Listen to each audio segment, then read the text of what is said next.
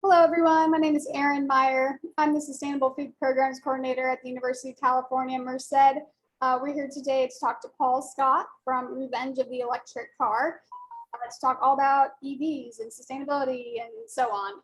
And so I want to introduce Guillermo first, and then we can go ahead and have Paul introduce himself too.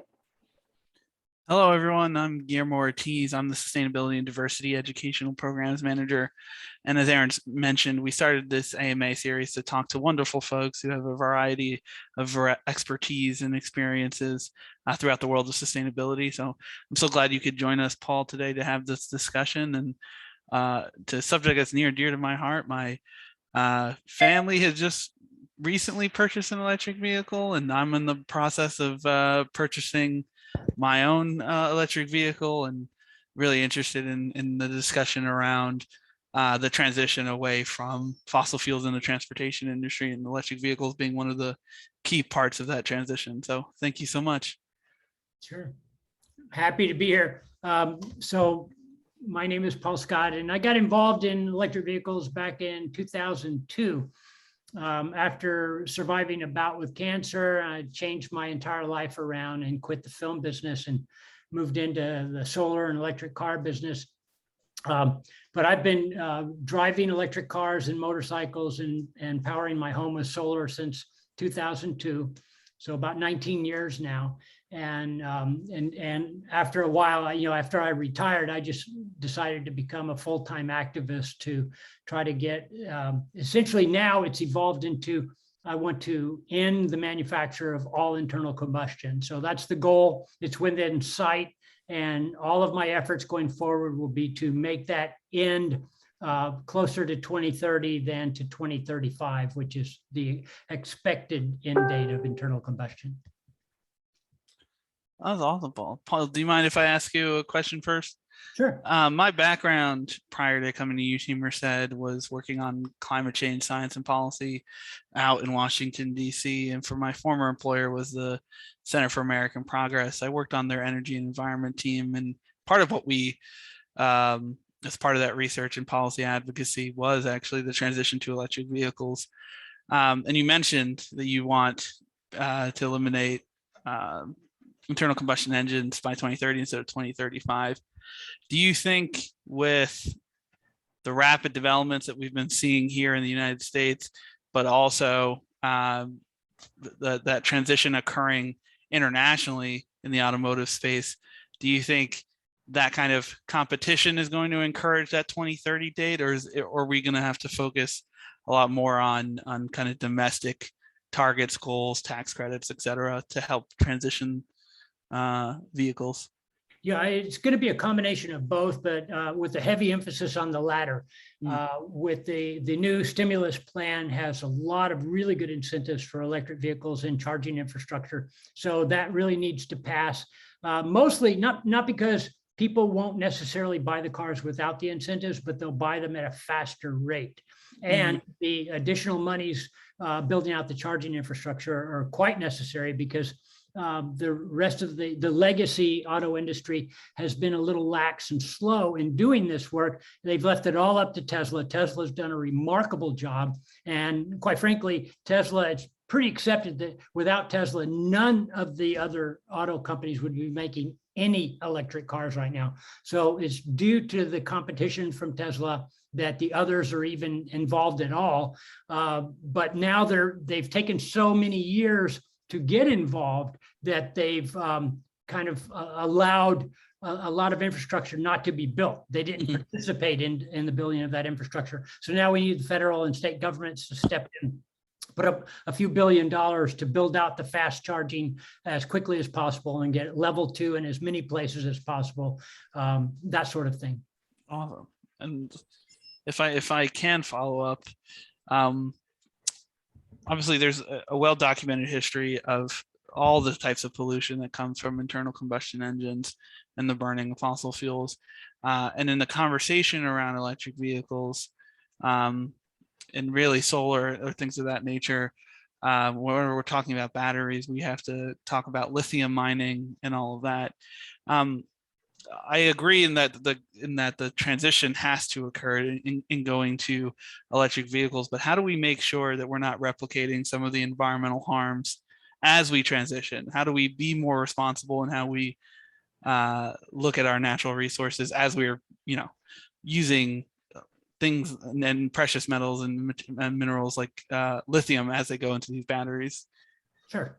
Yeah, no, it's a great question. There have been several really good articles in the last couple of months about lithium mining and the extraction of elements to make the batteries. So there's nothing that can be manufactured or mined or anything without some harm. So that goes without saying. However, you have to weigh the harm caused by one process versus another. And the harm caused by extracting oil out of the ground, drilling for it, extracting it, and then either shipping it by boats or trains or pipelines or trucks to a refinery, and then refining it into gasoline, and then distributing that gasoline in 18-wheel Class 8 diesel trucks throughout the United States to every gasoline station and putting it into their tanks, and then using electricity to pump that into a car. So there's pollution, a lot of pollution generated every step of the way. And that's before you even burn it. And then you burn it and it's gone. It's now air pollution that we have to contend with. That's causing climate change and contributes to over 7 million human deaths every year. So when you look at all that damage from the oil side, and then you look at the damage from extracting elements out of the earth for batteries, it's pretty minuscule over here on the battery side. And add to that battery recycling is really getting going now. A company in Nevada called Redwood Materials was started by J.B. Straubel, who was the original CTO, Chief Technical Officer of Tesla. And he quit about 3 years ago to start this battery recycling company near their gigafactory in Nevada, so that because he realized that you want a closed loop, you want to keep as much harm out of the process of making and disposing of electric vehicles as you can. So all the processes use as much renewable energy as they can source or generate on their own, and the initial work that they've done, because there aren't very many, if any, used up battery packs from cars. There are very few at this stage because they last a long time. But they've been able to test their processes by using the scrap from the gigafactory, because in the manufacture that you end up with a lot of scrap batteries that you can't use. So they're recycling those, and they're getting over 95% of the materials recovered. So about 5% slag, but the rest of it is recoverable. And then you can use all those elements straight into brand new batteries. So, and there's obviously a strong market for that material. When you look at the manufacturing of electric cars, yes, there is some harm. But compared to the oil side, it's like 1% or less. Because I didn't even count, in all the pollution of getting oil into your car and then burning it, all that pollution, that doesn't even count the military side of oil. The military side of oil is gigantic. We spent several $1 trillion fighting wars in Iraq, 2 wars in Iraq. Both of those wars were fought for oil. None of the lies that the Bush administration told us they were fighting the wars for were true. The truth was they were fighting those wars for oil. In addition to that, RAND, R-A-N-D, which is kind of the original think tank, they conducted a study about 10 years ago on the military cost of oil exclusive of wars.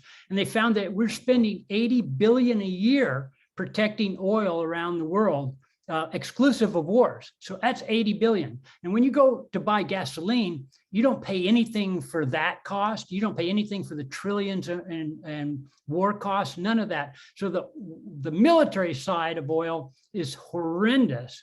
And I gotta say, we've never fought a war over electricity, and we never will. We fought 2 wars for oil, and we've got an ongoing military cost protecting oil around the country or around the globe. Thank you for the comprehensive answer. I appreciate it. Yeah, that was great. Raymond or Joe and Diane, do you all have any questions maybe? As a matter of fact, we do. We watched this morning. We have no real knowledge of electric cars because we've never had one, and we have a lot of practical questions about them. So I'm going to come over to John. Okay, in no order of importance. The models that were in the documentary seemed, for lack of a better term, lightweight and unsafe in terms of being hit by a larger vehicle. They would be more likely, I think, to collapse more quickly, to fold more quickly, and so on. Are these models typical of what's being planned ultimately, or are there bigger cars being planned? And that leads into my second question. Do bigger cars require more electricity? And that leads into my third question. As I understand it, there's a range to these, at least the lighter weight cars, of 100 miles or so before it needs replugged in. And what about long haul transportation involving trucks and so on? Now, my guess, and I really don't know, my guess is a significant percentage of the pollution from oil and fuel, fossil fuel, comes from trucking and shipping, and not consumer vehicles. And if that's the case, what's the impact of the potential for trucks to be converted, for large scale vehicles, larger size vehicles to be converted, shipping, and so on and so forth? Sure, great question. You might have to refresh my mind on the order because there's 4 questions there. But the first one was talking about the cars didn't look that substantial. Both the Nissan Leaf and the Chevy Volt were given 5-star safety ratings by NHTSA, National Highway Safety Transportation Administration. So they are very safe vehicles. Electric vehicles tend to be very safe. They're inherently safe because the battery packs are low under the floorboards in most cases. And so they give a low center of gravity. They don't flip over very often at all. It's very hard to flip over an EV for that reason. There are no flammable materials on board. There have been a few battery fires, and they make the news. But there are a couple of hundred battery or gasoline fires every day in the United States. So they don't make the news because they're so common. They just catch on fire all the time. Gas stations catch on fire. So the safety part of the cars, and by the way, they've come a long way since 2011 when the film came out. The Teslas, there are 4 models of Teslas currently on the market right now. And NHTSA classifies those as the safest cars in the world. So the Model 3, I think, is number 1, then Model Y, then Model S, then Model X. So all the other cars made in the world are less safe than those Tesla cars. So Teslas, or EVs in general, are very safe, and Teslas in particular are the safest cars ever made. I forgot the second question. Oh, the weight of the car being, are there models being anticipated that are going to be weightier? And if so, is that going to impact the electrical the range and stuff? Sure. Yeah. So, it's a physics issue. So when you have more mass, it takes more energy, just like a heavier gas car would take more gasoline to propel it. So some people like big cars. And so the manufacturers are manufacturing big cars for that market. I prefer smaller cars myself. I ride a motorcycle basically exclusively. Yeah, there are bigger cars and they do take more electricity per mile, but they're, you can use solar energy or wind energy. So yes, you are using more electricity, but there's still no harm caused by that. So everybody should always buy a vehicle that is no bigger than they absolutely need. I see people with these giant SUVs driving around and there's nothing in them but them. And when they claim, when you ask them, well, I need it because I go on vacation, we got to carry all our camping gear. They go on vacation like once a year, twice a year. You can rent a vehicle for that. So get the vehicle that works for your daily driving needs. And then when you need to go on that trip to Mammoth or wherever, the Smoky Mountains, wherever you are, that's when you rent an SUV and put all your stuff in it. But you don't need all that capacity driving around town with just you and your lunch or whatever you're carrying. So that was that. And you're going to have to remind me. So what was sure, sorry. The trucking situation. really good answer on this one. So 3 years ago, Tesla announced the Tesla Semi, which is a Class 8 truck. That's the 18-wheelers. And the specs on it were unbelievable, but they're true. So the cab alone will go 0 to 60 in 5.5 seconds. So that'll beat most of your BMWs right there. And that's a big Class 8 truck. So with the trailer fully loaded, 80,000 pounds, that will reach 0 to 60 in 20 seconds. Your classic diesel 18-wheelers would take a full minute to get up to 60 miles an hour. Going up a 6% grade, which is the maximum grade on the interstate, you can hold 65 miles an hour up there, no problem at all. The range of these trucks is incredible. 500 miles. They're actually thinking it's going to be closer to 600, but they're guaranteeing 500 miles of range and a fast charging network that will charge up 400 more miles in half an hour. Half an hour for 400 more miles on a Class 8 semi. So, and they're going to install these are going to be massive chargers. They're going to install them where the trucks go. So the fleets are lining up. They've bought thousands of these things in advance. They won't be coming out of the factory until next year. We thought we'd get some, they're making them now, but they're basically test vehicles, and Tesla is using them to haul batteries from their factory in Nevada to their car factory assembly plant in San Francisco. So they're testing them like that. They've sent some of them around the country to the fleets that have ordered a bunch of them so they can test drive them. And every time they test drive them, they order a bunch more because they realize these are really good trucks. So because Tesla is doing this, all the others, Freightliner, Mack, Peterbilt, all of them have electric programs now, and they're as quickly as possible sourcing batteries and hiring engineers who know about electric drive mobility. And so they're putting their own electric vehicles together, and they'll have them in the market within 2 years. Within 3 years, there'll be a lot of them out there, and then they're just going to replace diesels going forward. And there would be very few fleet services that will buy diesels after that. As long as these are available, they're going to buy them because they're so much cheaper to operate. And Tesla is going to be fully autonomous probably pretty quick, because it's pretty easy to make semis autonomous because they don't go all over the place. They go basically on highways and then to wherever they need to go. So it's pretty easy to make that autonomous. So the cost of driving one, you won't have a driver cost.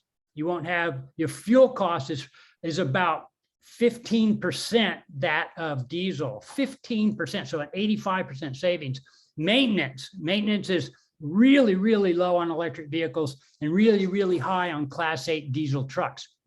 So the maintenance savings is really high. So when you look at a lifetime of a diesel truck, and some of them last, 5 years, 8 years, you might even see some that are 10 years old, but they're really in serious need of a lot of maintenance when they get that old. So these electrics, they could last 20, 30 years, easy. And so you're going to be able to amortize that cost. So no fleets are going to buy diesel trucks after a certain point. Once the capacity to satisfy the needs of new trucks is met by the factories, then diesel is dead for long haul trucking. And same thing with short haul, the box trucks, all that. There are companies working on those as well. Now, back to consumer cars for a moment. How long under present technology does it take to charge a car? How long is the charge good for, and how much would it cost electrically? You bet. So 3 levels of charging. Level 1 is your standard household outlet. It's 120 volts, usually about 20 amps. And you can charge a car on that. I would say a sizable percentage of the electric vehicle owners in the United States use level 1 charging because they already had a garage, it already had a plug, and they didn't drive very far every day. You could drive 40 miles a day and charge overnight on level 1, real easy. I mean, you could probably go 50 or 60 miles on level 1. But a lot of people, they wanted faster charging, so they went level 2. Level 2 is a standard, 240 volt outlet, usually 30 amps or more. And it's like putting in a dryer plug, basically a dryer plug. So you generally need to pull a permit, have an electrician install that. And the devices themselves cost under 500 now. You can pick them up for 400 bucks, 500 bucks. And then whatever the electrician cost is to install it. And with that, you're going to get 20 miles of range per hour of driving. So if you drove 40 miles in a day, you plug it in when you get home, you're fully charged in 2 hours. Now, level 3 is considered fast charging, and that's 480 volts. So you don't have that at the house. You don't need it at the house. But at commercial locations, you'll have a lot of level 3. And these are really handy for people who don't have charging at home or at work. Like if you live in an apartment and whatever reason your landlord won't allow it or whatever, you can't charge at home and you don't have charging at work. So how are you gonna get an electric car? So if you have a level 3 charger somewhere in the neighborhood or on your way to work, you stop there and you can get a full charge in about an hour on most cars. Tesla is now fast enough to give you a full charge in half an hour. So they're getting, usually when Tesla first started putting out their fast charging network, they were 120 kilowatts. So let's step back. Level 1 is about 1.5 kilowatts. Level 2 is 6 kilowatts. That's what I charge on most of the time. Level 3, it starts at 50 kilowatts, but very few are that slow right now. They're all putting in much faster. Tesla started at 120, and now they're up to 250 kilowatts. And a lot of them are going to 350 kilowatts now. So you pull in and you barely have time for a cup of coffee and you're full. And again, in many instances, you don't need to fill it full. You just get it up to 80% and you got plenty to do what you need to do and you take off. So those are proliferating now. They're building a Tesla supercharger in Santa Monica that's not near a freeway. So most of the superchargers, virtually all of them, have been near freeways. So it enabled long distance traveling from one city to another, across country, that sort of thing. But now they're starting to put them in neighborhoods that have a high volume of multifamily housing. So a lot of condos, a lot of apartments. And in this particular neighborhood in Santa Monica, these apartments and condos are filled with people who drive Mercedes and Audis and BMWs and Lexus and all these things. And they would easily or readily buy a Tesla if they had a way to charge it. So there's like 10,000 people that live within a mile of that spot, and virtually all of them can afford Teslas. So when that station opens, they're going to have 62 stalls, and these are 250 kilowatt. So that represents more charging capacity than the entire city of Santa Monica has installed in 20 years. And they've been installing a lot of chargers. We have 150 chargers in Santa Monica, but that one facility will have 10 times the amount of charging that's been installed in Santa Monica for 20 years. So a lot of those people sell their BMWs and buy a Tesla right away when that opens. Realizing that the rates vary from location to location. For level 1 charge overnight, how much approximately in money would that be? So it like you say, it varies. Energy varies widely. I mean, there are people in the Pacific Northwest that are still paying 6 and 8 cents a kilowatt hour. That's long gone from Southern California. We start at 15 cents and go up to in the 30s. Because we're tiered rates. So you get about 200 kilowatt hours at 15 cents. And then the next 200 kilowatt hours are, say, 25 cents. And then anything over 400 kilowatt hours a month, you're paying 33, 35 cents, something like that. So it varies a lot.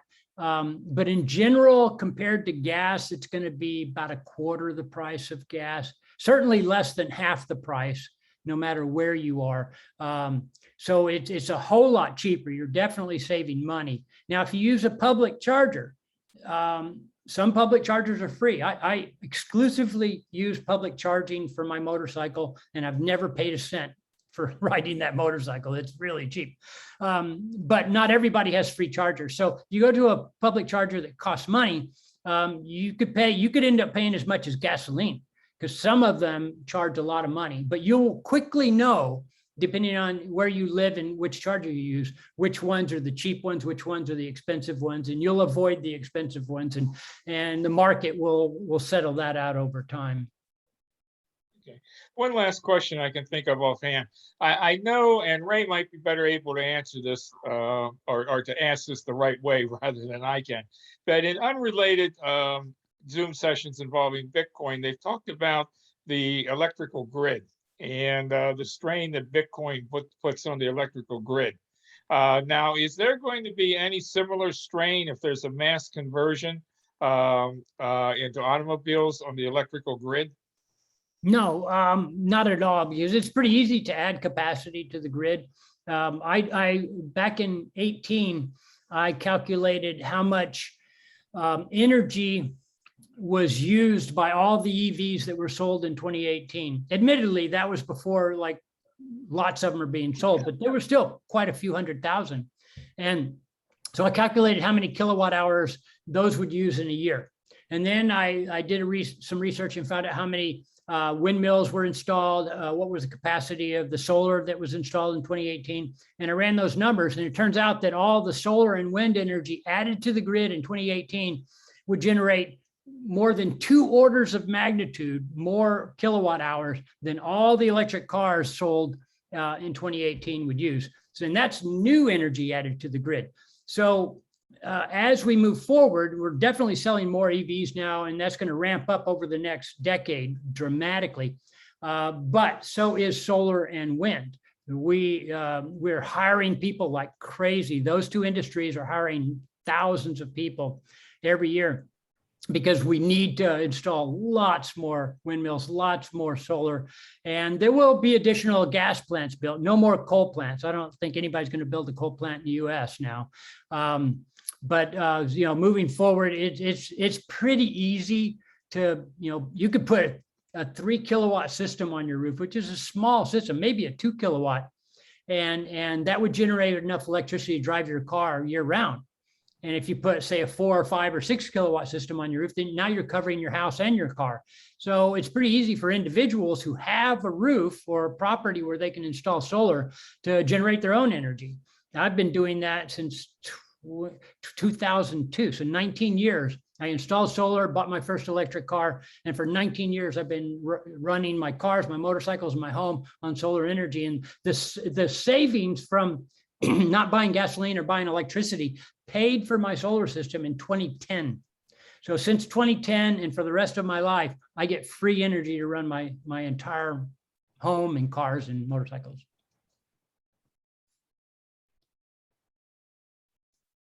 I just went on the internet to look up how many charging stations were by us. I went on a site called EVgo. EVgo is one of them. Yeah. Yeah, so we live outside of Philadelphia, interestingly enough, and there are 6. And we would not be able to get from our home to 40 miles to a charging station. That seemed like so small a number for such a large metropolitan area. So what town was that? Philadelphia, Pennsylvania. You got a lot more. So I want you to bring up PlugShare, and so PlugShare, just type in PlugShare, bring that up and do a search of Philadelphia.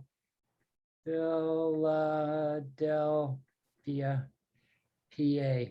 And then look at how many are there. There's quite a few more. So I'm seeing. Okay. Yeah, because I was thinking like 6. Like, how horrible is that? It is. That is horrible, but it's not true. Okay. So that makes me feel better. Actually, there's not as many as I'd like to see in Philadelphia. I'm looking at PlugShare right now, but there's way more than 6. I mean, yeah, I'm seeing a total of like 1,200. Yeah. Okay. So, and if you were to plug in like LA or San Francisco, I mean, it's crazy. Oh yeah, it's crazy. So the chargers are there. You're just not seeing them, but PlugShare shows you where they are. PlugShare. So EVgo might have just showed you the EVgo stations because that's all they're going to show you.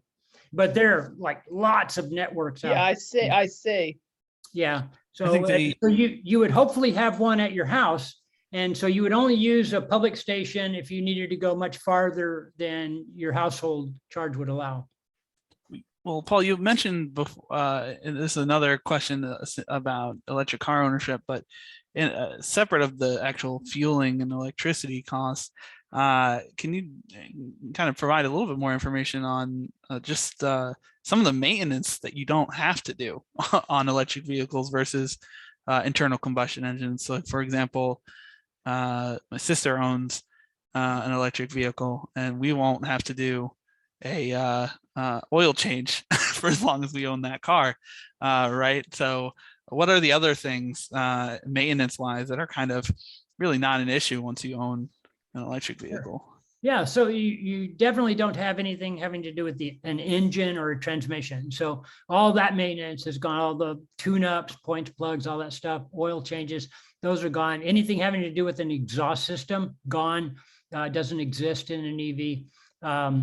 Unless you have a plug-in hybrid now, but that's separate. I'm going to just talk about pure EVs because at this point, the pure EVs are many of them over 200 and quite a few of them over 300 miles of range, and some of them are now getting up to 500 miles of range. So the range is a non-issue at this point.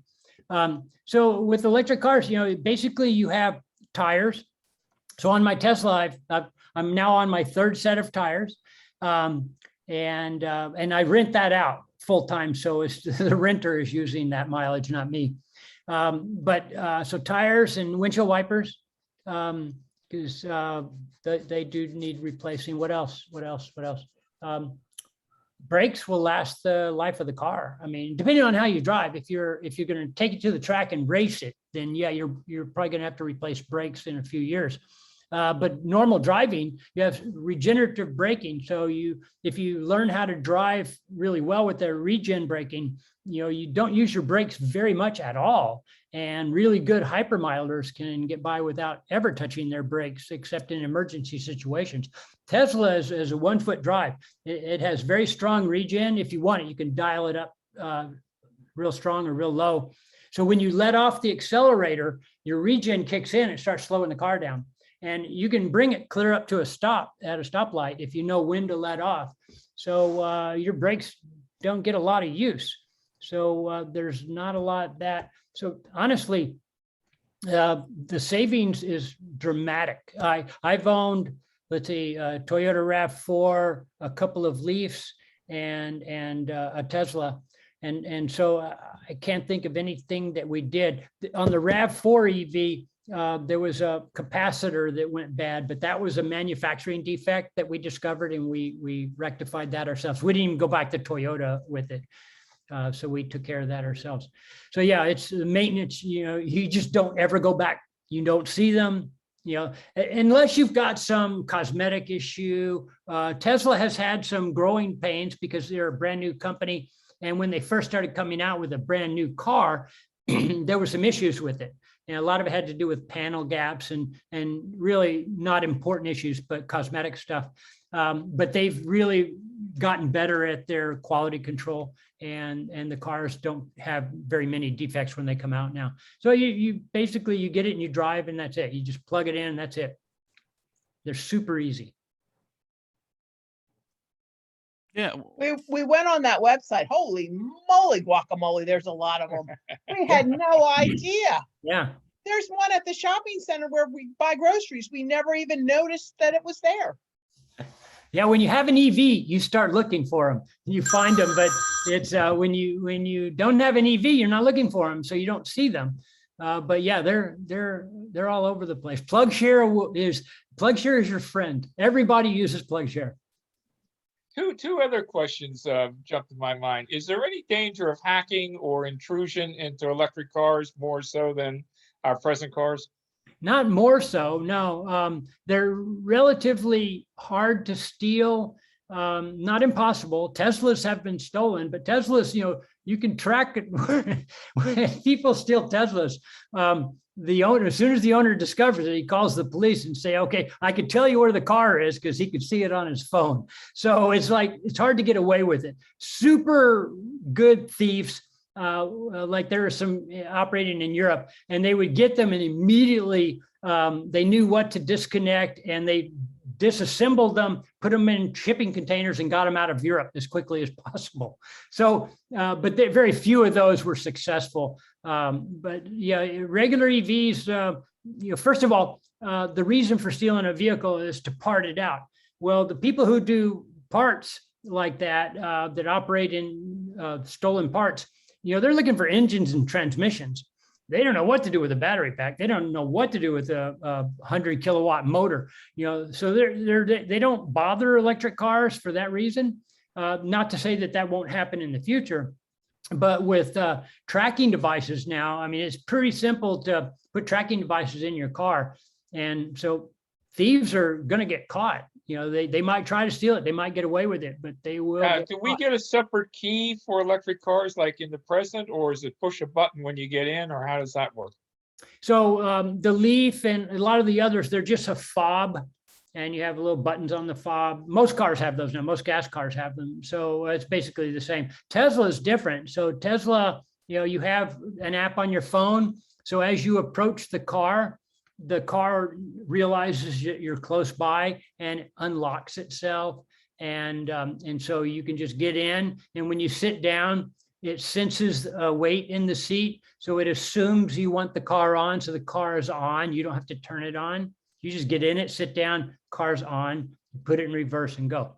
So Teslas are pretty sophisticated like that. The other car companies are going to have, they're going to have a hard time catching Tesla because they're literally 5 to 10 years ahead from the technological standpoint.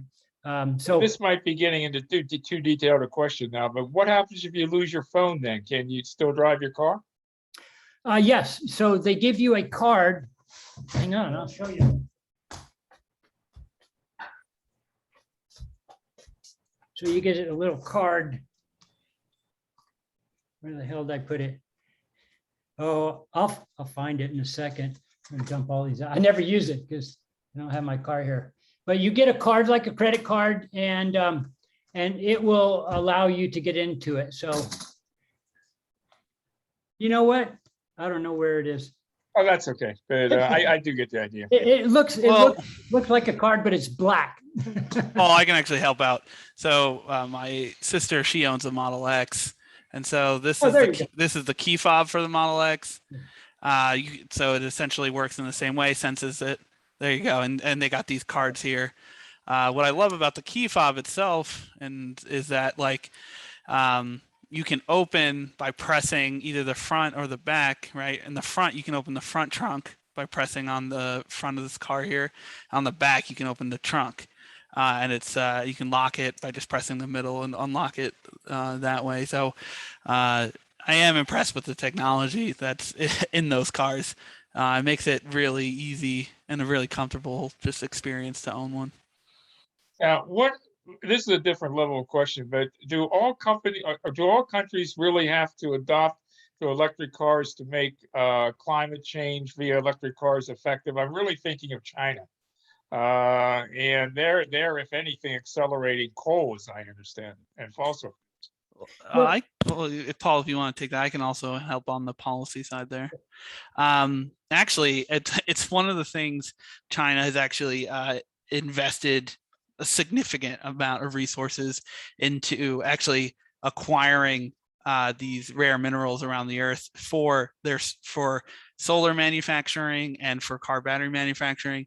The country itself is trying to transition away from kind of on the lower end of manufacturing to high-end manufacturing. And by that, I mean, they're looking at, as a country, as a goal to produce more electric vehicles, produce more high-end technology. That's why you're seeing them involved in 5G, so they're really looking to invest in the technologies of the future and transition their manufacturing sector to really be on the high end rather than producing what feels like everything nowadays, right? They're trying to specialize and become more tech oriented. So actually, especially in the world of battery technology, they've spent billions, if not more, and over the years we'll be spending billions more on trying to really corner that market, which is one of the reasons why when we were in DC on the policy side, a big part of the discussion was how do we domestically and work internationally with other folks who are in the electric car or in the automotive industry like India, how do we get to a space where we are making the types of investments that China is at the moment? Yeah, and I'll add to that 2035 looks to be the end date for internal combustion. China has said no more sales of internal combustion. Several states, California and several other states, have said no more sales of new internal combustion after 2035. A lot of European countries have set that date, and several have set 2030. And in the case of Norway, 2025. So that's only, three years away from now. So, and quite frankly, Norway is not going to sell any internal combustion pretty much after next year. The ramp up of electric vehicles in Norway has been remarkable. It's a case study. They've got a 98% clean grid, basically hydro and wind. And then they've got, they're Europe's largest oil exporter. So they make a lot of money in selling oil to the world, but they realize, we can sell it to those people. We don't have to use it here. So they have really high taxes on cars, but they eliminated the tax for EVs several years ago. So Tesla became the #1 selling car in Norway several years ago. And now a lot of other companies are selling EVs in Norway. And now the rate of sales is approaching 80% EV versus ICE, internal combustion engines. And I think, go ahead. I was going to add that I think you're also going to see that growth in countries that have traditionally strong automotive markets. So looking at Germany, looking at Japan, they're also kind of seeing how the world is kind of developing in that front and are trying to transition. I believe the Tesla's new factory was placed in Germany. If that's correct? That is correct. So I think those countries who have traditionally strong automotive markets can kind of see the tea leaves and kind of see that there's a transition occurring and make appropriate investments. Yeah, and the auto industry can't do both. It can't, there's not going to be a long-term market for ICE. So they realize, okay, we've got to make the switch. Toyota and Honda are dragging their feet. So they're the laggards. They're losing market share because of it. And they're going to be in real trouble if they don't switch really quickly. But all the rest of them, VW, Volvo, Ford, GM, Volkswagen for sure, they're spending literally tens of billions now. Volkswagen, I think, has put in something like $40 billion in battery factories. And so I follow battery factories a lot because that's the leading indicator. That tells you how many EVs can be made after a certain amount of time, because you got to know what capacity the batteries factories have. And there's a Benchmark Metals is a group that follows this. And they published a study about 3 months ago that indicated over 200 battery factories are approved or under construction with a combined capacity of 3.4 terawatt hours of batteries. So that's enough batteries to make 50 million EVs per year. And those should be online in 6 to 8 years. It's going to take a while to build them all out. But there are only 90 million vehicles made in the world every year. So 50 million is well over half of that. And that's just what's already approved. So if Toyota and Honda get in and start throwing their money at it too, we can get even more battery factories going. Now, there is going to be some concern over the availability of the materials. Can you really source that much lithium, that much cobalt, that much magnesium, whatever it was? So those are questions that we're still looking for answers for. It looks like the lithium's there, but you might have to get it out of seawater. There are other processes you can get. Lithium's pretty common in the earth, but sometimes it takes a little effort to get it out. So you've got battery factories coming on board that will allow the manufacturing of enough cars, enough EVs to replace virtually all the internal combustion, probably by 2030. I think physically that's as early as we can make it happen, but politically that's not on board. 2035, I think most manufacturers would accept that as the end of internal combustion.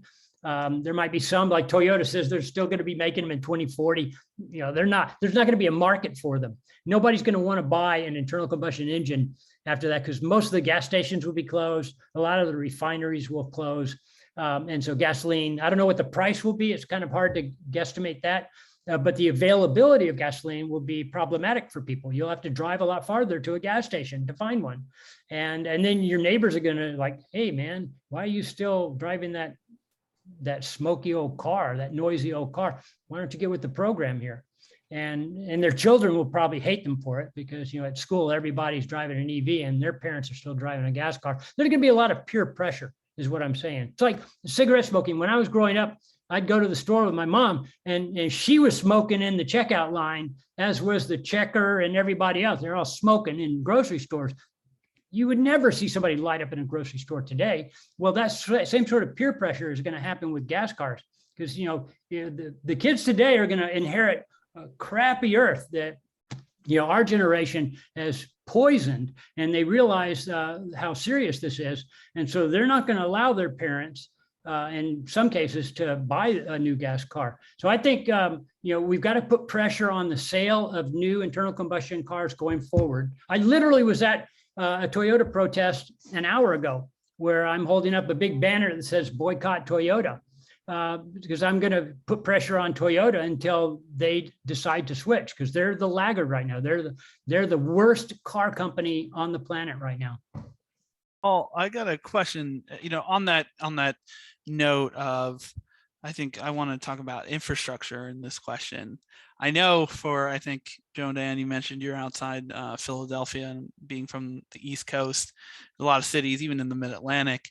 What are we doing as a country to make sure that we're getting charging infrastructure in more rural communities and more low-income communities, specifically because we run into that issue on infrastructure when it comes to things like broadband internet, right? Like access in the cities, you start going into more rural or lower income areas, and then all of a sudden either the service significantly drops in speed or is just not available.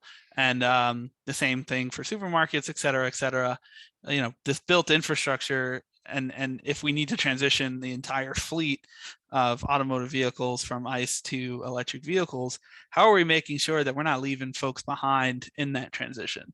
In our more rural communities who might not be near a freeway, might not be. I know we're constantly putting out more and more charging infrastructure, but who's really controlling or overlooking, right, in a government sense, to make sure that particular communities don't get left out? You'll find charging infrastructure in San Francisco, but how many Tesla charging stations are in Merced, for example?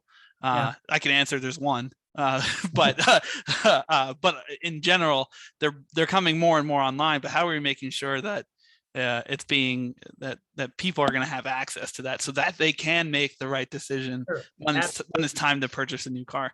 Yeah, well, with Tesla, they basically solved that problem. So Tesla started putting out a high-speed charging network in 2012 when they first came out with the Model S.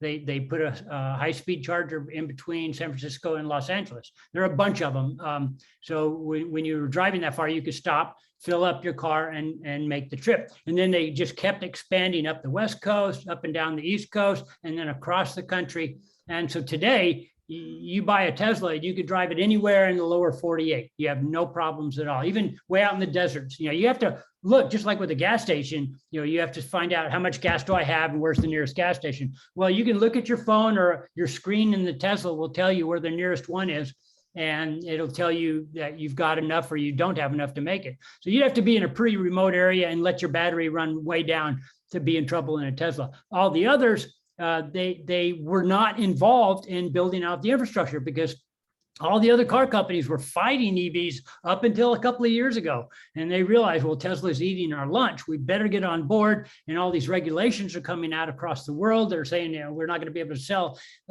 gas cars after a certain date. So you can't wait until that date and then switch. You've got to start that process years in advance.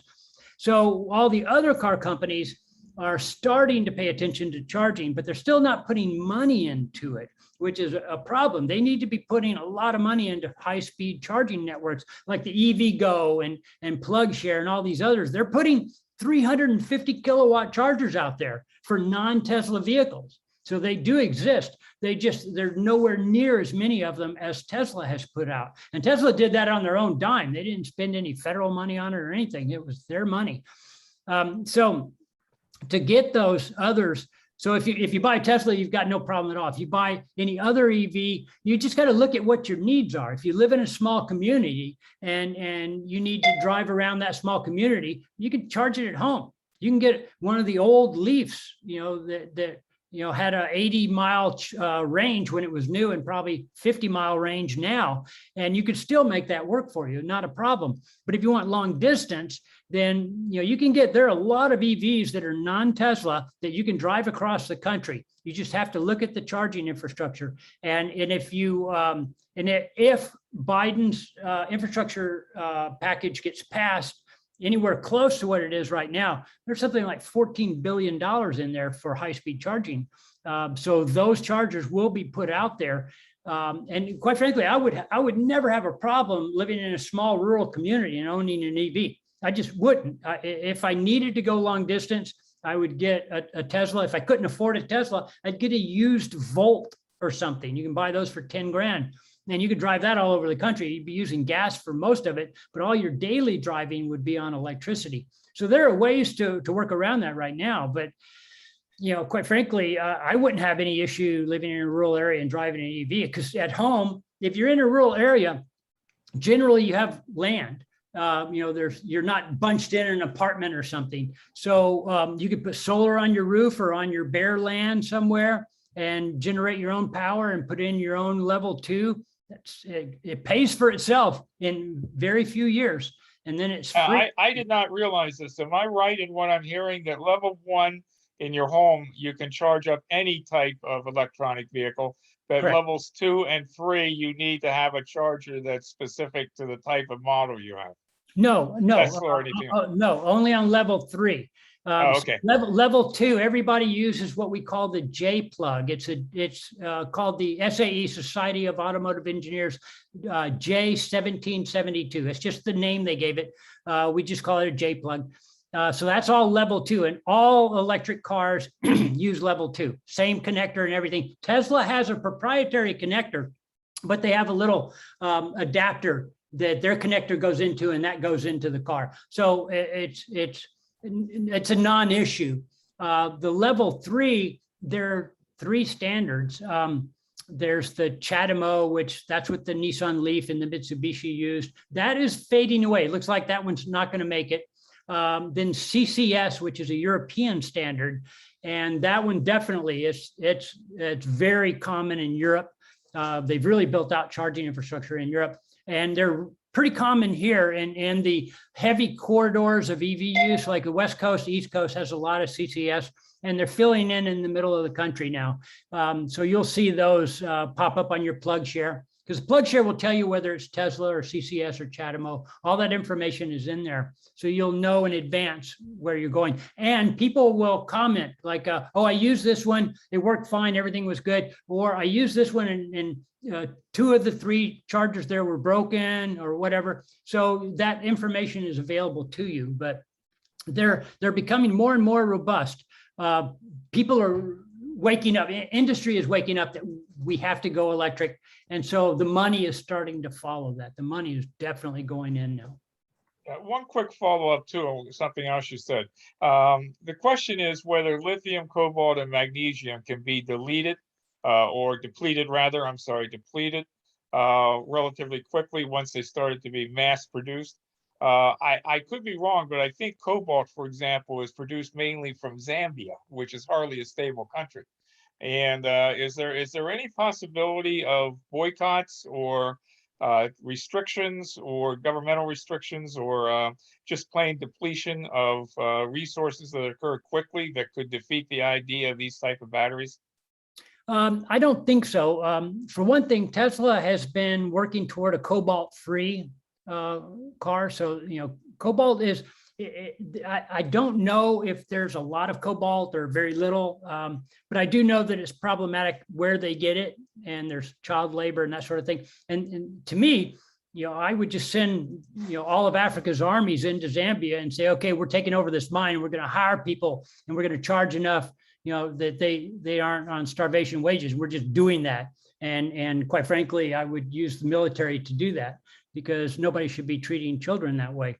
But that said, there might be some issues with quantities being sufficient going forward. A lot of that is still unknown, but I don't think that's going to be an issue. Certainly not an issue with lithium. That's been studied quite a bit, and there's more than enough there. And if there becomes issues with some of the other elements, manganese is really big, so I don't think there's going to be an issue with that. Cobalt could be a problem, but again, they'll figure out a way to make batteries without it at all, and or they'll go in there and solve the problem of child labor. I mean, I would have done that personally a long time ago if I was in charge. I do believe the Department of Energy and the State Department do work with other nations around some of these rare earth minerals that we're talking about, to secure basically supplies that are less problematic than the ones that we described. And it also, I think one of the other things I wanted to point out, because it happened recently, but if folks remember the fuel pipeline that suffered the cyber attack out a couple months back in Virginia, we suffered gas shortages as a result. And during that time, electric vehicles were still able to charge, right, throughout those whole experiences. I think the only thing you have to worry about is these blackouts or anything that would knock out power to the power grid, but that's going to cause problems no matter what. The gas stations shut down when there's no power. So yeah, exactly. So I think, as national security, also as we start thinking about national security and what cyber attacks could do to fuel pipelines, electric vehicles might be a way to counteract, at least on the fuel side, what's going on there. I have another quick question. Do you know where Subaru, the car manufacturer, stands in relationship to coming out with an electric car? They just announced their first one about 2 weeks ago. So it's pretty recent that they announced it. I think it's going to come out in 23, I believe.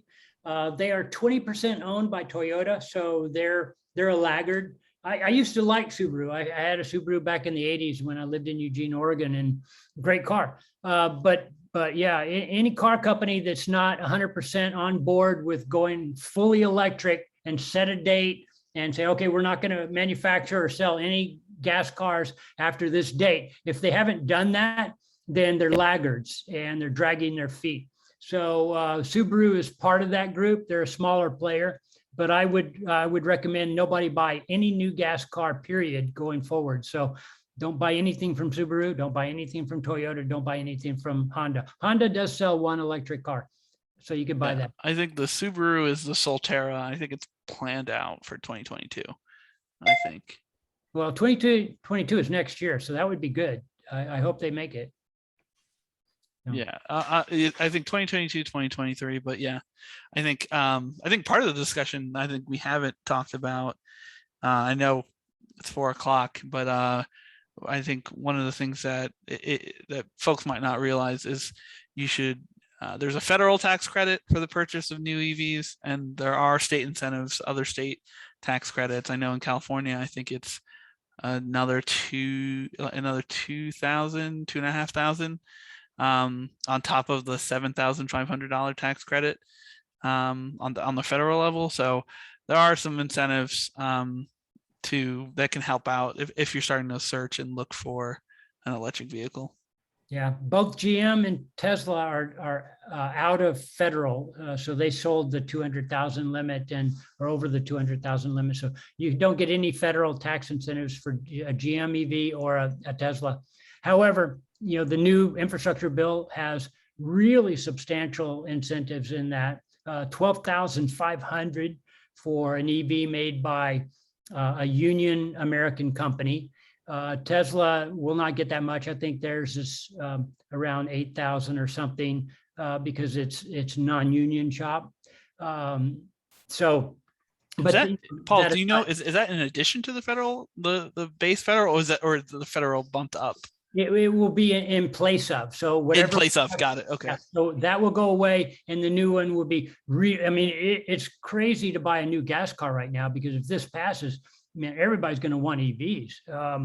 Because Jesus, I mean, Tesla's selling everything they can make in advance of them making it without advertising. And can you imagine if you got another 8,000 off of that? I mean, it'd be, the line is already 3 to 4 months long to get one. But they're about to open their Austin plant and their Berlin plant. So a lot of the manufacturing in America goes over to Europe. Well, all that will stay here because Europe will have its own plant. And then Austin's going to make the Cybertruck, the Semi, and the Model Y. The Model Y is like insanely popular right now. They can't make them fast enough. So once those open, and those will be open later this year. I mean, they're starting to make parts now, and the robots are working. So they've got a lot to go. But look at the video flyovers of the Austin plant. I mean, they just broke ground for that last year, and it's huge. It's a massive car company or plant, and it's going to be a lot bigger than what you see now. So all that's happening, and it's going to, all that's going to come online over next year. They'll ramp up to full production probably by summer of next year or fall. And they'll be selling, tens of thousands of cars out of each of those plants pretty quick.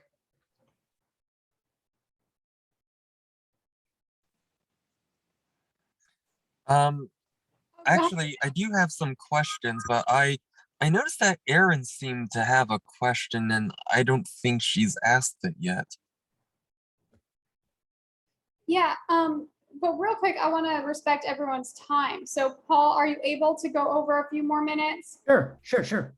Okay, cool. So I have some questions that came in to me via email and some other means that the community have asked. And so I want to make sure we address those so that when they listen to this recording, they can have those answers.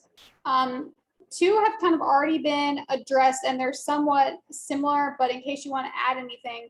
So the first question is, it's actually from a professor at our university, Professor Sarah Kurtz, who does a lot around solar.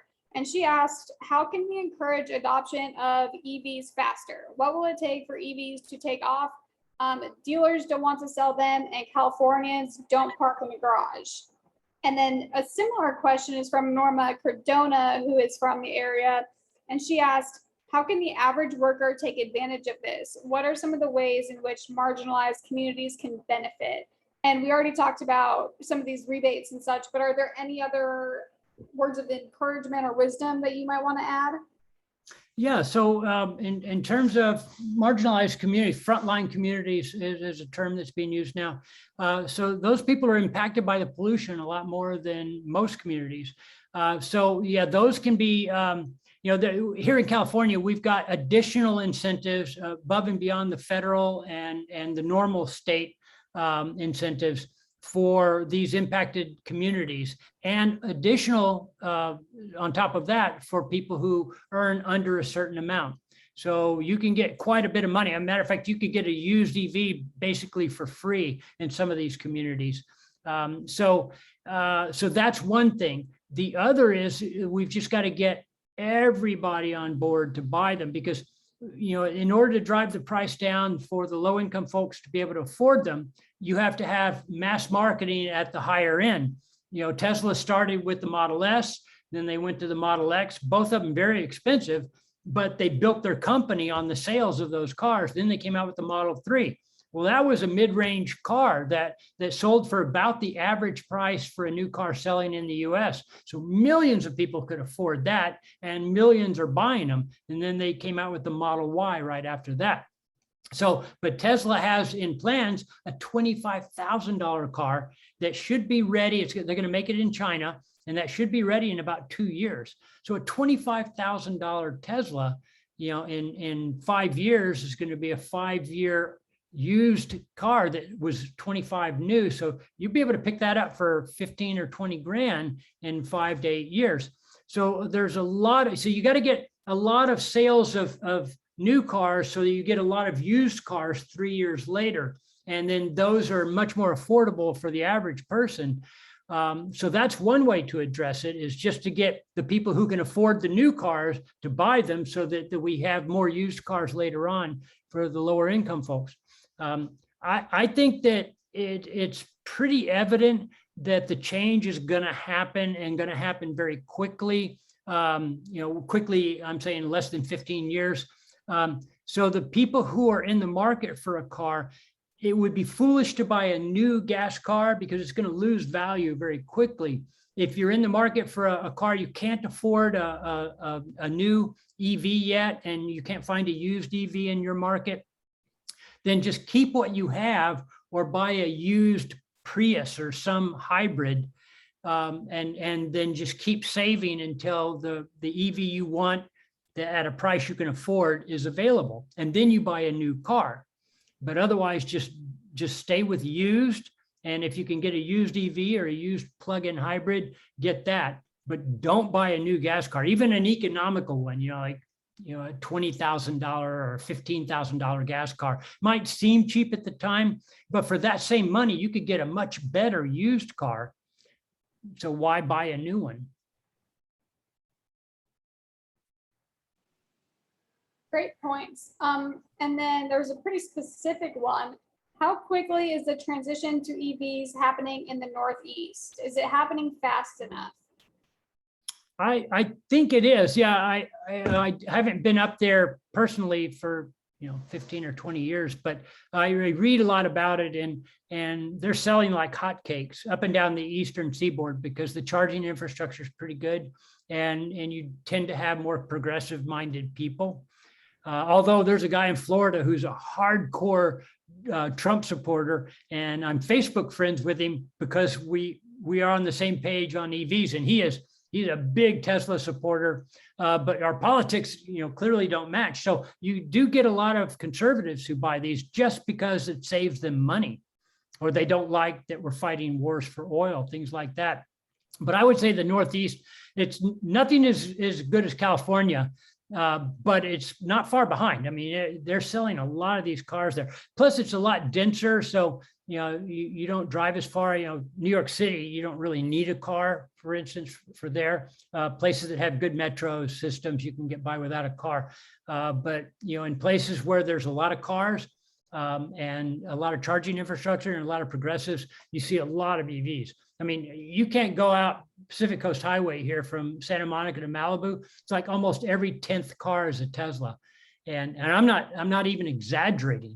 They're everywhere. If you sit in an intersection in Santa Monica, every interchange of light, a Tesla or 2 or 3 will go through. I mean, they're like the Prius was years ago. So they're coming on strong in certain markets. The Northeast, definitely one of them, probably second only to California. Thank you. And then another interesting question. They just phrased it as this: converting older / classic cars to electric. So I guess I think the question might be like, is it possible to convert an older or a classic car to an electric one? Oh, yeah. As a matter of fact, in the film, Revenge of the Electric Car, one of the people there was converting an old Porsche.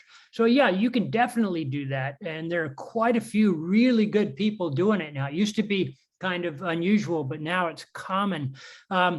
So for a classic car that you definitely wanted, yeah, you're going to have a car that runs on electricity. It may or may not have a lot of power depending on which system you go in. I mean, there are a lot of wrecked Teslas now because people drive them like crazy. And so there are people who specialize in buying those wrecked Teslas, and then they turn those they put those motors and batteries into classic cars and all manner of cars, and they're really fast. So you're not going to have quite as much range because you're taking a car that was much heavier probably than it needed to be.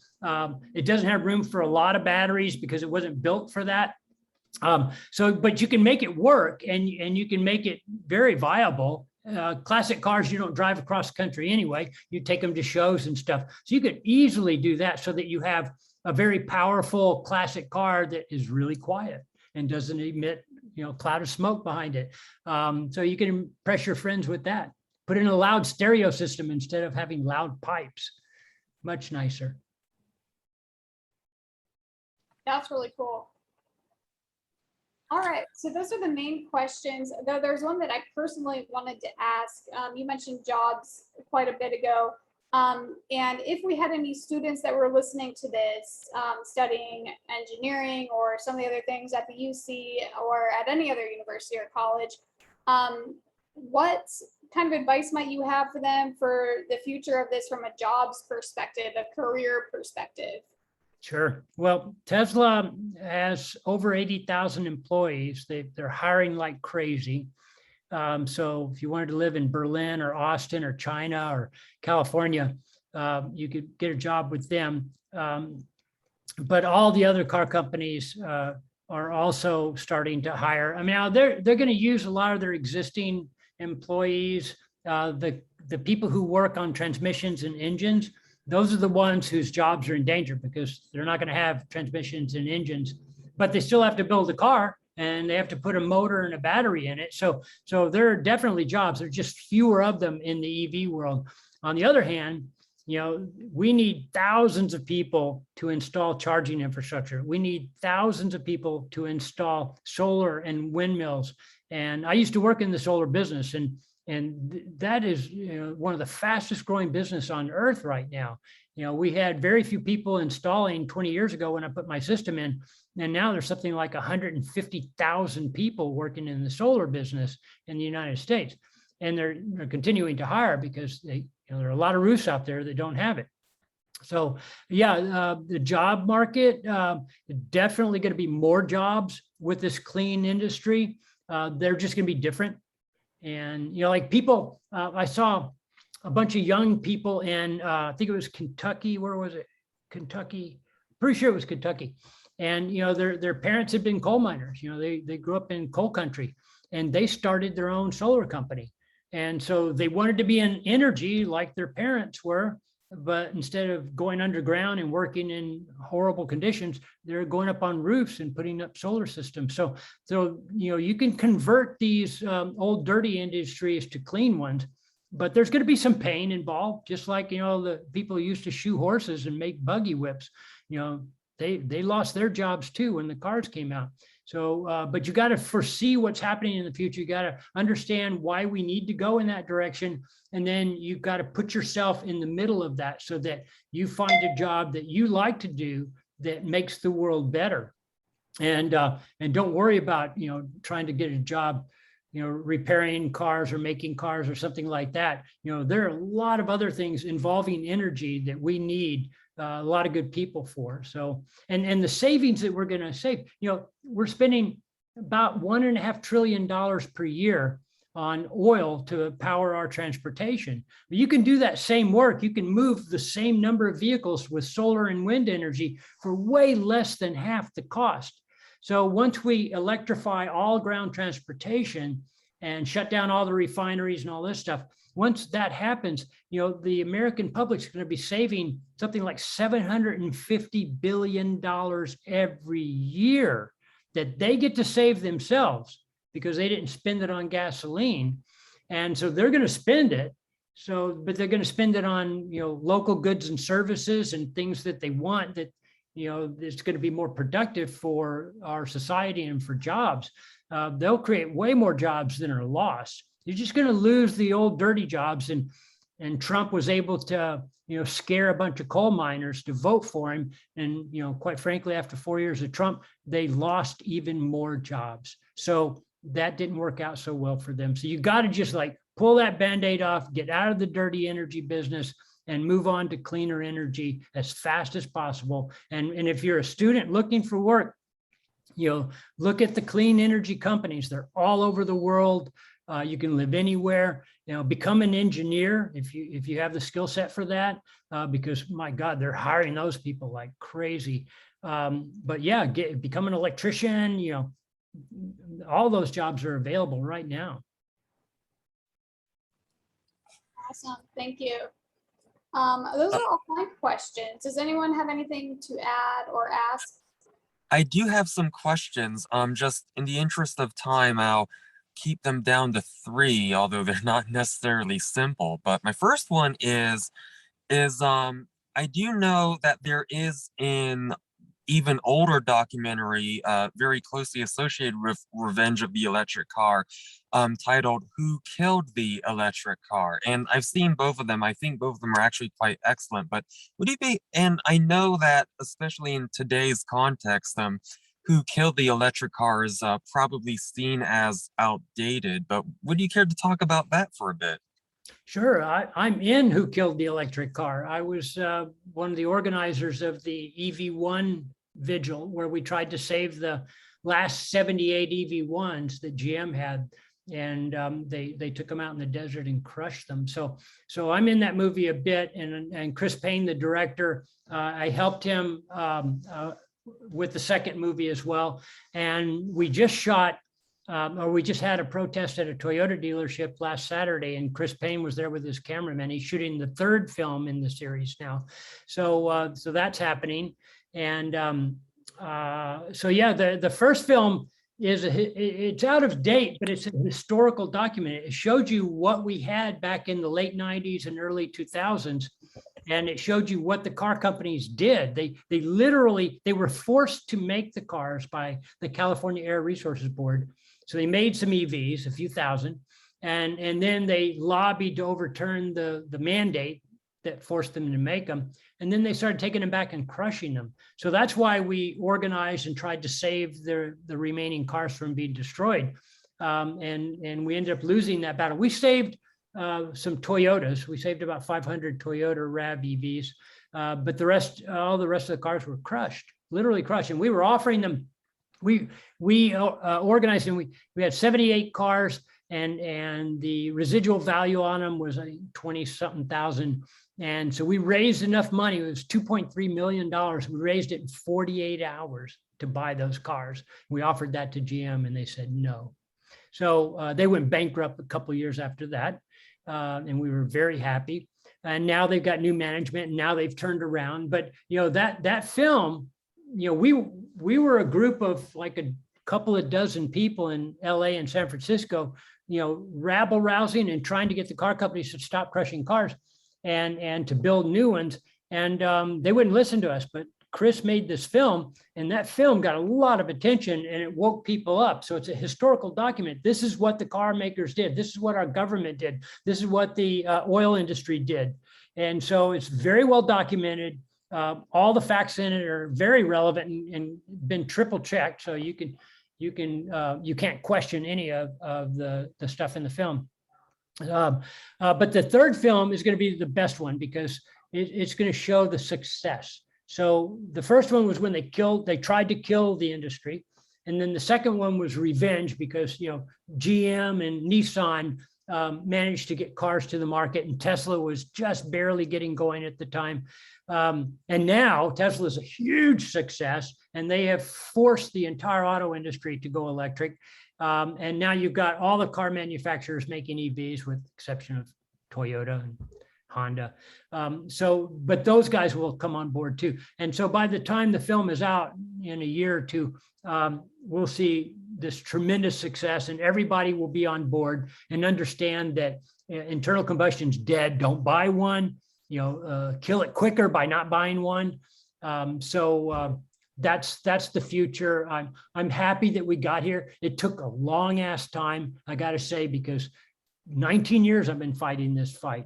And it was very lonely in the beginning. My God, we were laughed at. We were just, they just said, get out of here. You don't know what you're talking about. But we knew, because I drove an EV in 2002. I was powering my home and my car on sunlight. And I knew that this has got to be the end game. This has got to be the answer. But when you're going up against trillion-dollar industries like the energy industry and industries like the auto industry, those guys have a lot of power. And state houses in Washington, and you can't just come in and say, hey, this is better than what you're doing, so do this, because they're not going to listen to you. So that's why you have to have films like Who Killed the Electric Car to tell the truth, and then Revenge of the Electric Car to continue the story, and then this next film, which will continue it even more. But really, what saved our ass was Elon Musk and Tesla, because without them, without his hard driving, and the guy was not nice sometimes, but damn it, he made it work. And I highly recommend, I just finished reading this book called Power Play by Tim Higgins, and it's all about Tesla and Elon Musk. And it was fascinating because I knew a lot of that stuff that from the very beginning, and he had all that right. I mean, so it's very truthful, and it's very eye-opening the how hard it was for Tesla to succeed. I mean, they almost went under many times, even after the Model 3 came out. You know, when you thought, wow, it's pretty solid now, and it was still shaky. Now it's really solid. It's not going anywhere. So, but they drove the entire auto industry to go electric. So we owe a debt of gratitude to Elon Musk. I don't care what you think about him as a person, but without him, we'd be in a world of hurt right now. And question 2 out of 3 then would be, I've seen a number of articles published out there on various blogs and online news sites mentioning that when globally, when driving was significantly reduced for the most part, about as close to zero as it will ever get, that the amount of air pollution reduction was so small, it was in some cases barely perceptible in the instrumentation, and the pointing out that it is a lot of the major industry, everything from manufacturing to commercial farming, and of course electricity generation that contributes a lot towards air pollution, far more than just consumer cars.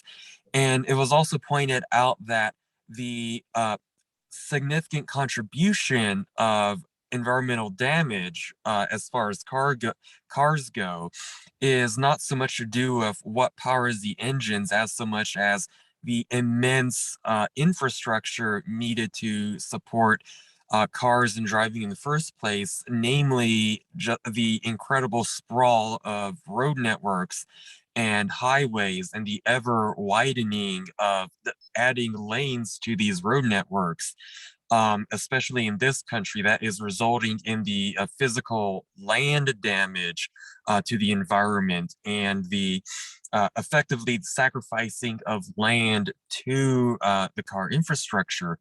And that a much wiser, more environmentally friendly, sustainable approach would be to reduce the car infrastructure by emphasizing public mass transit. And I just want to know what your standpoint and viewpoint of that would be. Yes, very good question. So part of it is a question of overpopulation. So we have sprawl because there's a lot of people, and we continue to put like 90 million people in the world every year. So so you've got that, and so you really need to work on population reduction. And quite frankly, I was a population activist when I graduated high school in 1970, and remain one today. I worked quite hard on that. But that aside, you know, it would be nice if we had more bicycle lanes, mass transit, livable cities. Those are laudable goals, and we need to continue working toward them. But I have a lot of discussions with people who say way too much emphasis is being on electric cars. You know, we need more mass transit instead. So what they're doing is they're pitting the two good sides against each other instead of going after the true enemy, which is the oil industry and the car industry. So you're not going to win that fight, because I've been working on mass transit and livable cities for decades, and we don't get very much in the way of solutions passed at all, because Congress is controlled by the oil industry. And so we can say, yeah, mass transit is better and we need this and that and the other thing, but it's just wishing. You're just wishing. Unless you can tell Congress to do this and they will do it, then you're not being effective. The way you're effective is you reduce the amount of money being used against you. And you do that by not using your own money against you by buying gasoline. So when you buy gasoline, that money goes to the oil companies. They use some of that money that you gave them to give to Congress to make sure we never get a carbon tax passed, to make sure that we never get mass transit funded the way we need it to be, to make sure that we never get livable cities passed the way we need it to be. So you can say, we need this, we should have this, I demand this, because I see it all the time, but they don't back it up. They get in their gas cars and go to the gas station and give their enemies their money. So they don't seem to, connect those dots for some reason. So it's not something you can wish into being. Politics is a hard fight. I mean, if you've ever been to Washington and go to Congress and watch them work, it's going to be a lot harder to do now because of January 6th. But still, I mean, go watch legislation being made. It's really tough to do because those people are all paid. They're all paid. Pharmaceuticals, oil, all the energy companies, the auto industry, it's this giant money machine and they're forcing it. But the oil industry is a significant player in that. And they make more money per quarter than most industries ever make in their lifetimes. So that's how they've got a lockdown. Mitch McConnell, people like him are never going to get voted out because they have these giant war chests of money. So we can affect that by not buying any more gas cars and eventually killing that industry so that none are ever made. And then all the existing 1.5 billion ICE vehicles on the planet age out over the next 15 or 20 years. And now you've got all your ground transportation is electric. So oil companies are sucking wind. Yeah, they're still making some plastics and they still got jet fuel, but they're no longer a strategic commodity like they used to be. There's a great book called Turning Oil into Salt. I highly recommend it. It's a short book written by an Israeli and an American. And what they postulated was that, back hundreds of years ago, thousands of years ago, salt was a strategic commodity. If you didn't have salt, your armies could not march against another country because you couldn't preserve the food. Salt was a food preservative.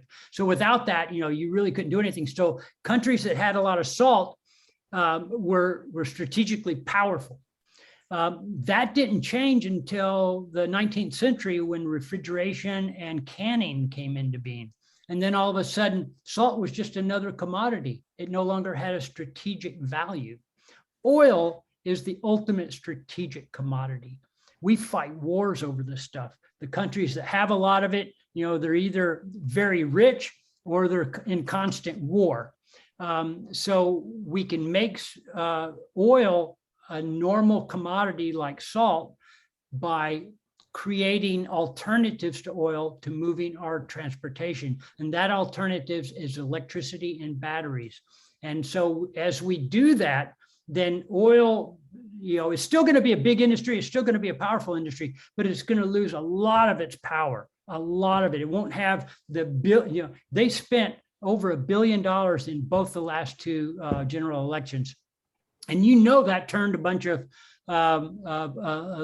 contests. Trump probably got elected because of that. So as you reduce oil's importance in the world, then we start winning more elections. And when we win more elections, we put in more judges, we start changing the infrastructure of the country such that we can win permanently going forward. And that's what we have to do, because that's what the Republicans have done. And before I get to my final question, I do just want to make some related comments. First of all, I do know that Airbus, which at least in part does have to answer to the European Union, as opposed to here in the US where it's the other way around, the government answers the Boeing pretty much. I do know that they are at least making strides and attempts to also create oil independence in the aviation industry as well, although that is going to be just due to technological constraints, it is going to be an uphill battle, but there are people and organizations and manufacturers who are committed. I also know that, and if you don't mind at least a partial plug, that there are a lot of advocates who fight for making things sustainable within the current infrastructure we have. You have a lot of bicycle advocates, or if not bicycles, at least motorcycle advocates, most notably Wes Schuyler, who has multiple blogs available on the internet. I myself actually ride a Suzuki TU250X. Love it. Tiny little bike that, granted, it is a gas powered bike, but it still gets, I'm not kidding, about 100 miles to the gallon. And I do see firsthand that if more people were to do more even motorcycle travel as opposed to car travel, that would make a difference, not just in terms of air pollution, and keep in mind that most motorcycles don't have catalytic converters, so there is some give and trade in terms of the air pollution, but it does at least result in better use and potential reduction of that ground infrastructure I was mentioning. The final comment I want to, and before I get to that, actually, I do want to mention that there is a blog and YouTube channel called Not Just Bikes, and they have launched a project called Project Strong Towns, which does aim to better educate the public about infrastructure concerns in terms of sustainability, including living and particularly transportation. The final comment I want to make before I get to my actual question, which actually does segue into that question, is that in regards to particularly the example you brought about with salt, one of the big worries that I have is that once you mass commoditize something like that, that it could still be taken to granted to the point where that could be exploited and taken advantage of. Mahatma Gandhi's March to the Sea, I'm a little bit bad on my timelines, but I think that actually still occurred within the lifetimes of at least some people who are attending this program right now.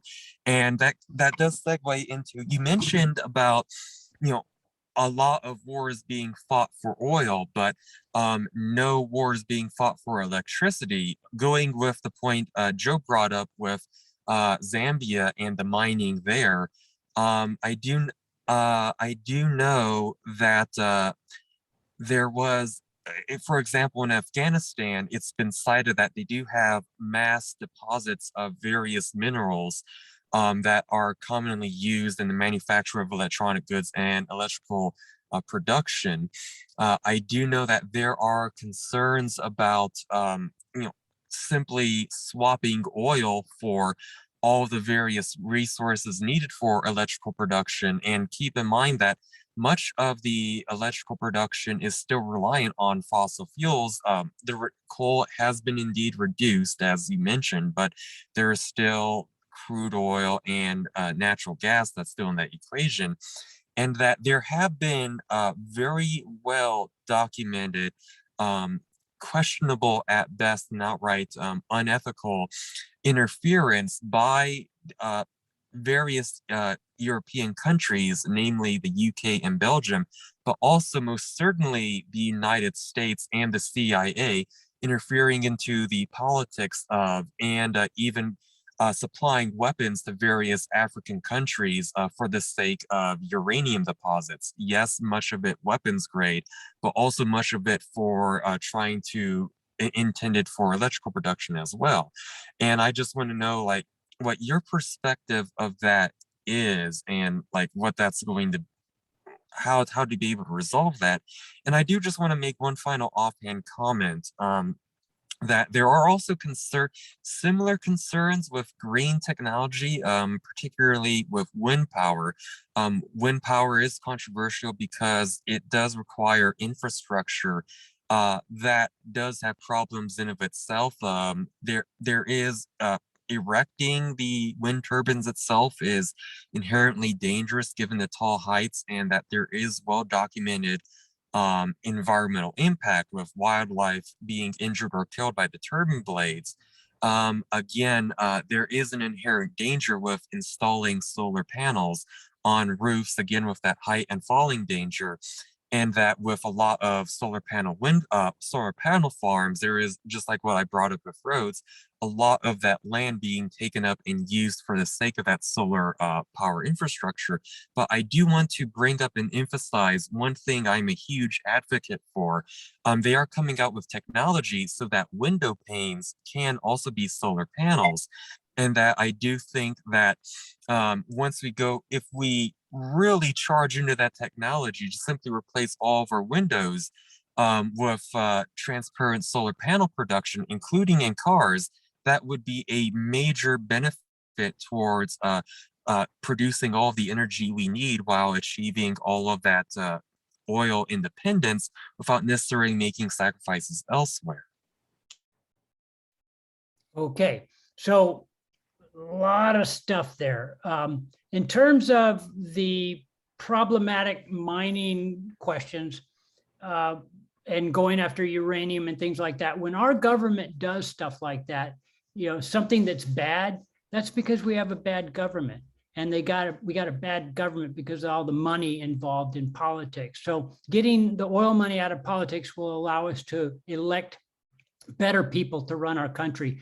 And then hopefully we won't participate in those kinds of forays into other countries and causing problems there. So as far as, windmills killing birds and stuff like that, buildings and cats kill orders of magnitude more birds than windmills ever will. You're not going to have anything constructed, no solar panels installed, windmills installed without some damage. But you have to look at it as opposed to the alternative, coal plants, gas plants, and the mining of coal and that sort of thing. And the amount of damage, the amount of harm is significantly less for that. So that's part of it right there. And the other part is population. If we don't get a hold of our population growth, we're going to have a real issue, because we still got to provide people with a good quality of life, standard of living, and they take room, to build places for them. So you've got to put more power on the grid to handle that. So you've got to get a control of the population, and if you don't do that, then everything's going to go to hell and eventually anyway. There's really no chance. We've got to stop population growth. But like I say, you identified some issues with clean energy. Totally buy into that. Yeah. But a lot of those issues are because of population growth, and the other issues are because of bad government policy. If you get rid of the need to fight wars over oil and all the money you can free up from the Defense Department and all the energy, the Defense Department uses 1% of all the energy used in the US. And that's, might sound like a small amount, but 1% of that is a huge amount of energy. So there's a lot to be saved there. Your question was extremely long, and I probably didn't answer it very well. But hopefully, you understand that nothing is going to be perfect, but going toward clean electricity and electric cars is vastly better than what we have now. And I think there was one comment you made about, motorcycles and bicycles and things like that. A lot of people would ride bikes and motorcycles if cars weren't so dangerous. I ride a motorcycle virtually 100% of the time now, and in Los Angeles on freeways and everything.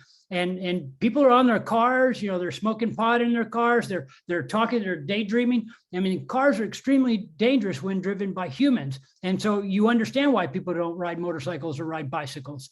But as we automate our cars, and Tesla's leading, but there are a lot of people working on automation. So, and it's been a harder problem to solve, but they're getting there. And eventually all cars will be fully autonomous and will be able to drive themselves 100% and with virtually no crashes. We lose 35,000 Americans die every year from car crashes. That's as many as gun deaths, by the way. If you could eliminate all gun deaths, you would definitely do that, right? Well, automating vehicles will eliminate virtually all traffic deaths. And people will as they grow to understand, wow, those autonomous AVs, autonomous vehicles, they're perfect. They do exactly what they're supposed to do. They're predictable, and you can count on them to do it. A human in a car, you definitely can't count on them to do anything. You can't predict what they're going to do. So riding a bicycle on a street that is filled with autonomous vehicles, piece of cake, definitely going to do that. And as autonomous vehicles take over, people will not own cars as much. You'll just hire the service because it can be a lot cheaper than owning and operating a car. No more traffic tickets, no more DMV, none of that. Door-to-door service for less cost than owning your own car. So the majority of people will move to that. So all these cars that are parked on the street, gone. They're not there anymore because people got rid of them. And instead of a bunch of cars parked at the curb, that's a dedicated bike lane now, protected. It's not part of the traffic area. It's got a physical barrier in there that you see them all over Europe like this. So people are riding, they fill them with bicycles because it's safe. They know it's safe.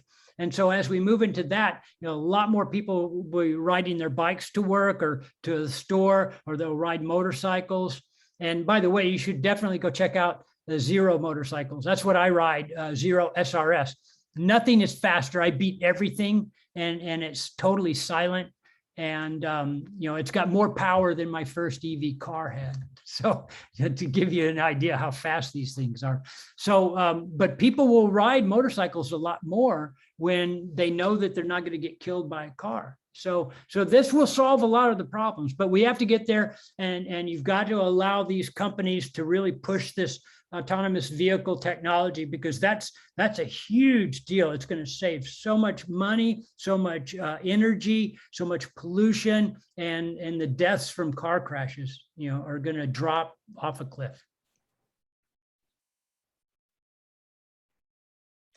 Oh, thank you very much. Those are all my questions. I apologize for that last one being very long, but I thought you answered it very well.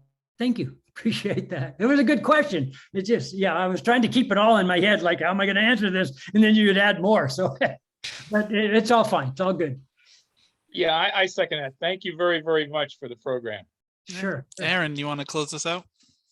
Yeah, definitely. I am inspired, as I usually am after these, but now I'm like, man, I need to go car shopping.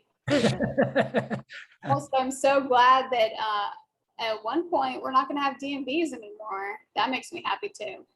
Yeah. All right, everyone. Thank you so much for attending. Thank you, Paul, for joining us. Thanks, Raymond, Joe, Diane, for the fantastic questions. Guillermo, for your awesome questions too, and your support. I will put this recording on YouTube and everything, so you can rewatch it. I'm probably going to have to rewatch it a couple of times to wrap my head around some of this awesome talk. But again, thank you, and have a great Friday night. Thank you. Have a good one, everybody. Thank you, Paul.